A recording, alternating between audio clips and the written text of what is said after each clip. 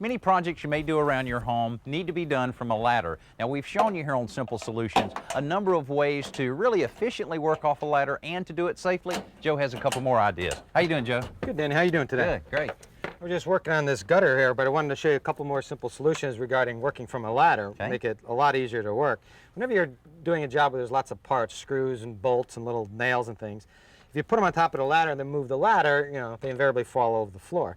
So this tip requires you to just get a small metal can. This happens to be a tuna fish can, not aluminum, it has to be metal.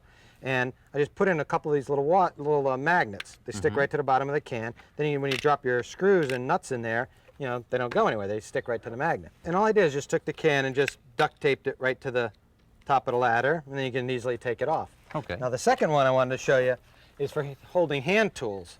And all I did is I just took a plastic cup, there's lots of these all around, and I just ran a screw through the cup and into the side of the ladder. Now, most ladders have holes in the top, but for larger items, they just can't fit in, and it's easier just to drop them right into the cup. Now, I noticed you didn't tighten the cup. Is there a reason for that? Yeah, well, the nice thing about not tightening is when you move the ladder and you pull it out of plumb, the cup will swivel and the tools won't come spilling out. And I guess you could put several of these around on each side of the ladder if you wanted to. Absolutely.